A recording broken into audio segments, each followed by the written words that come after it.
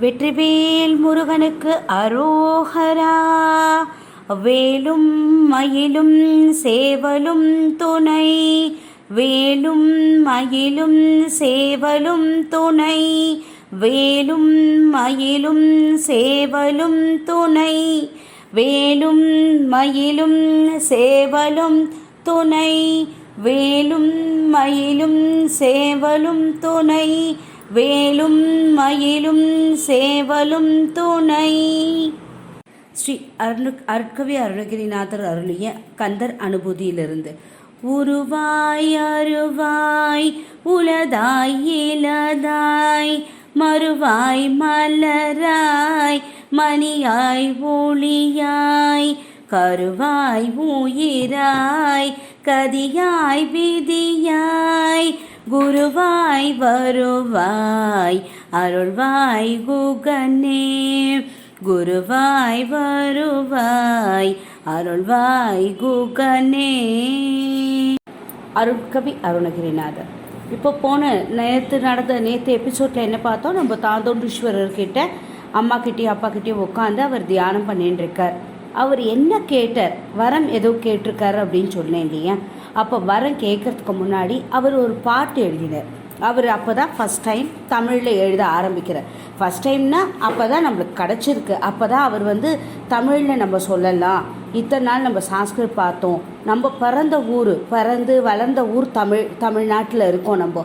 அதனால் தமிழில் பாடலாம். இப்போ எப்படி அவர் தெலுங்குக்கு முக்கியத்துவம் கொடுத்தாரோ நம்ம தமிழுக்கும் நம்ம முக்கியத்துவம் கொடுக்கணும். ஆனால் முக்கியத்துவம் கொடுக்கணும்னா முதற் கடவுள், தமிழ் முதற் கடவுள் யார்? நம்ம முருகப்பெருமாள் தான், சுப்பிரமணிய சுவாமி. அதனால் எனக்கு நீ அப்பா அம்மா, எனக்கு ஒரு குருவாக இருந்து அவர் தான் என்னை ஆட்கொள்ளணும். அதனால் அப்பா நீங்கள் எனக்கு ஹெல்ப் பண்ணி உங்கள் மூலியமாக உங்கள் பிள்ளை அவர் எனக்கு காட்சி தரா மாதிரி எனக்கு அருள் புரியுங்கோ அப்படின்னு சொல்லிட்டு இந்த பாட்டை எழுதுறார் அவர்.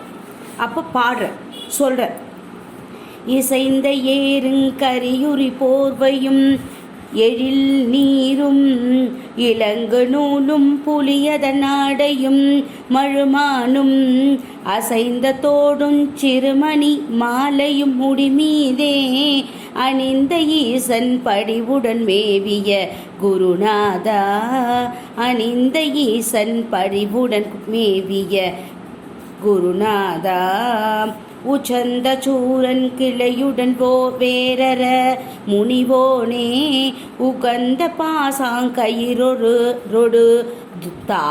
தூதவர் நலியாதே, அசந்த போதென் துயர்கெட மாமயில் வரவேணும், அமைந்த வேளும் புயமிசை மேவிய பெருமாளே, அசந்த போதென் துயர்கெட மாமயில் வரவேணும், அமர்ந்த வேளும் புயமிசை மேவிய பெருமாளே.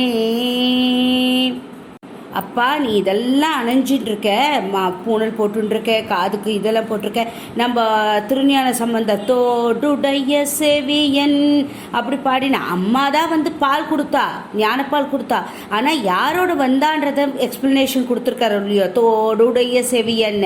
அந்த மாதிரி சிவபெருமானே நம்ம அருணகிரிநாதர் அப்பா நீ இதெல்லாம் வச்சுட்டுருக்க, உனக்கே குருவாக இருந்து, அதனால தானே தந்தைக்கு மந்திரத்தை சொன்னவர்ன்றதுனால தானே சுவாமிநாதன் ஆனார். அவர் சுவாமிக்கே நாதனாக இருந்ததுனால சுவாமிநாதன் ஆனார் இல்லையா?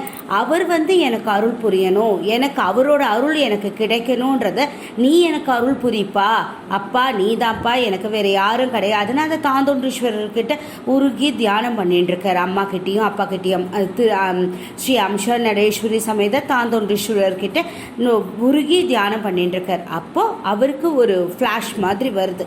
என்னன்னா சிவபெருமானே வரார். அப்பதான் சும்மா இரு நீட்டு சொல்றார். அவர் சும்மா இரு சொல்றதுக்கான அர்த்தம் என்னன்னா, நம்ம ஐம்புலன்கள் இருக்கு இல்லையா, காது,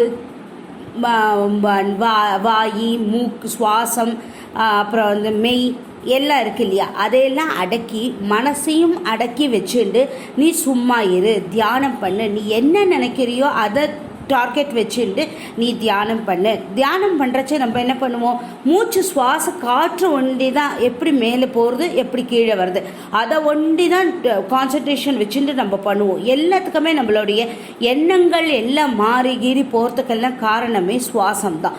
ஸோ அந்த தியானம் பண்ணு, பிராணாயாமம் பண்ணு அப்படின்னு சொல்லிட்டு அவர் சும்மா இருன்னு சொல்லிட்டு போகிறார். சும்மா இருன்றதுக்கான அர்த்தம் எனக்கு தெரிஞ்ச அர்த்தம் இதான்.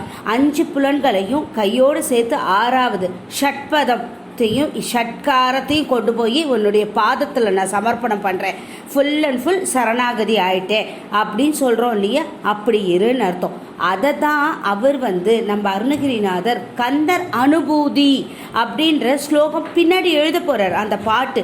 அதில் கந்தர் அனுபூதினா என்னென்னா கந்தனால் எனக்கு கிடைச்ச எக்ஸ்பீரியன்ஸ், அதாவது செல்ஃப் எக்ஸ்பீரியன்ஸை எக்ஸ்பிளைன் பண்ணுறது தான் கந்தர் அனுபூதி. கந்தர்னா தெரியும் நம்மளுடைய சுப்பிரமணிய சுவாமி, அதோடைய ஸ்லோகமும் இப்போ சொல்கிறேன். அவர் இதுக்கப்புறமா பிற்காலத்தில் சொன்ன பாடல், செம்மான் மகளை திருடும் திருடன் பெம்மான் முருகன் பிறவான் இரவான் சும்மா இரு சொல்லற என்றலுமே அம்மா பொருளொன்றும் அறிந்திலனே. நம்ம முருகர் அப்படி தானே இஷ்டப்படி தானே நம்ம வள்ளி அம்மையை கல்யாணம் பண்ணிட்ட. தேவியான அம்மா கிரியாசக்தி, இவங்க இஷ்டாசக்தி.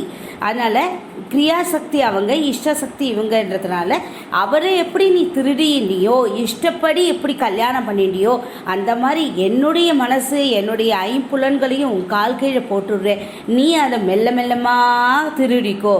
சிவபெருமானுக்கே தஸ்கர பதையே நமகன்னு நம்ம சொல்கிறோம் இல்லையா, அப்படின்னா நம்மளுக்கே தெரியாத திருடு போகிறதுக்கு தான் அதுக்கு பேர் தஸ்கர பதையேன்னு.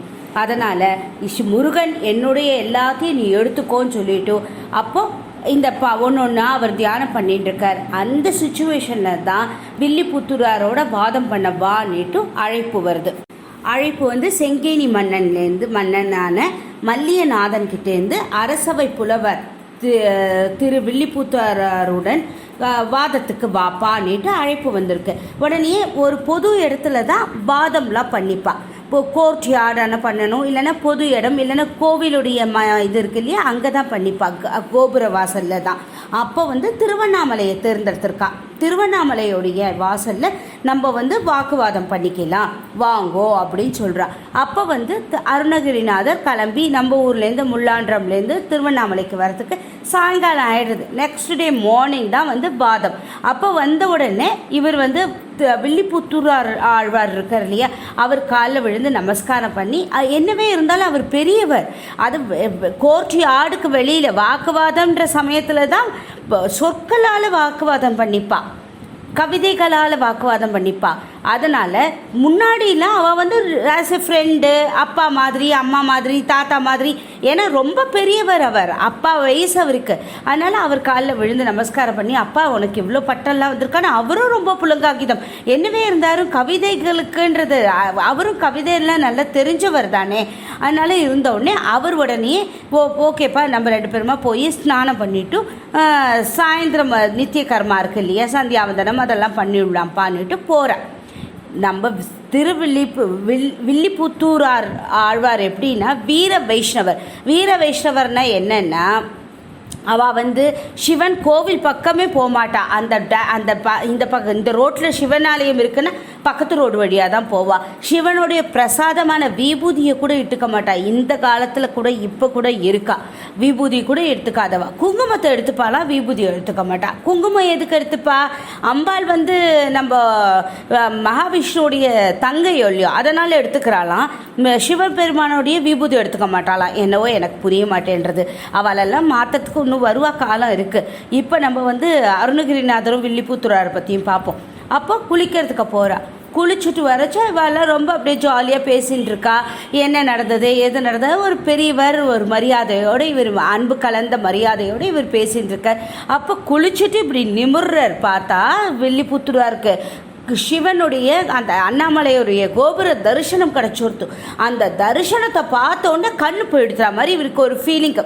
கண்ணு போயிடுத்து, எனக்கு கண்ணு போயிடுத்து, ஐயோ ஐயோ எனக்கு இது தப்பு பண்ணிட்டேன் நான், சிவனுடைய இது அண்ணாமலையருடைய, சிவன் கூட சொல்லக்கூடாது, அண்ணாமலையருடைய கோபுரத்தை பார்த்துட்டேனோ இல்லையோ அதனால் எனக்கு கண்ணு போயிடுத்துன்னு உடனே இவருக்கு ஒரே ஆச்சரியம். அதனால் எதுக்குப்பா கண்ணுக்கு போகிறது அப்படிலாம் சொல்லாதீங்கோ, நீங்கள் கவலைப்படாதீங்க, பாரு நாளைக்கு நான் வாக்குவாதம் வச்சுருக்கேன், இது மாதிரி ஆயிடுத்தேன்னுட்டு ரொம்ப அப்படியே புலம்புறார்.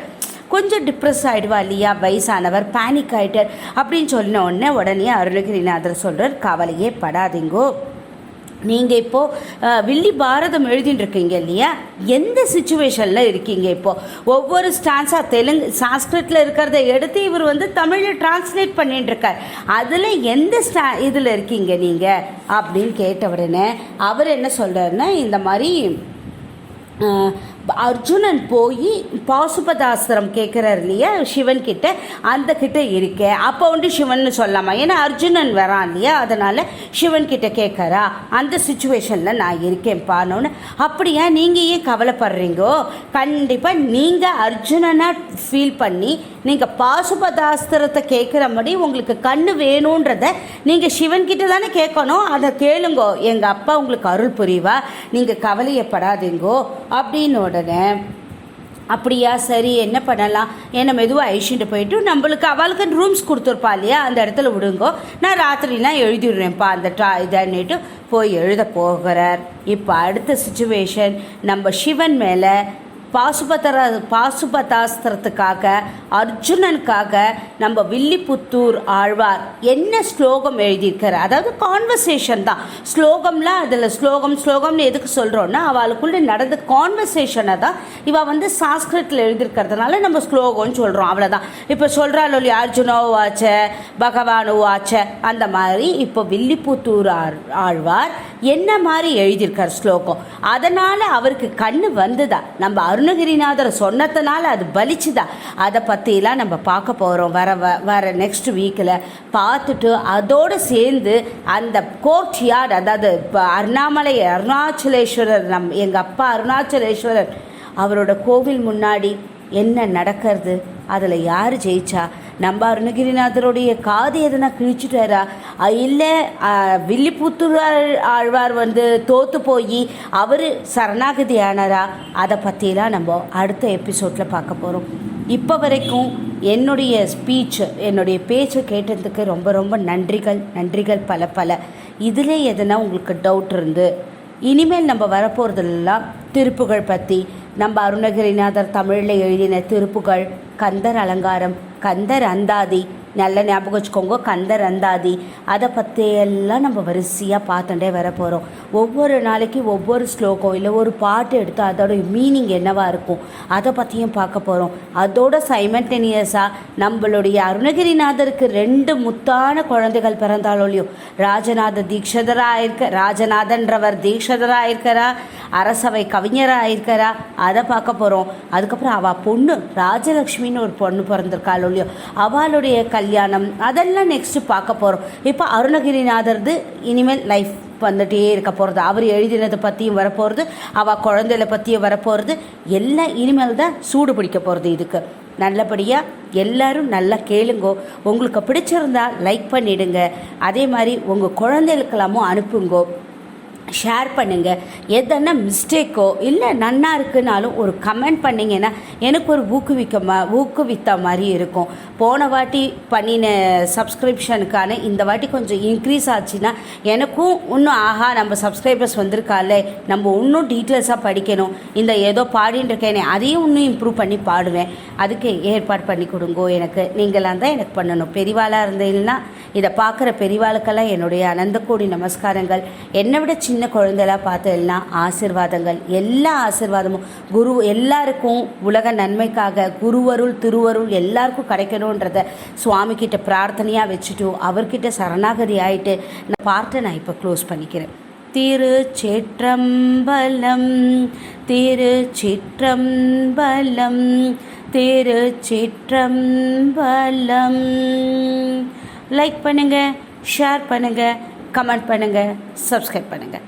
Thank you to all.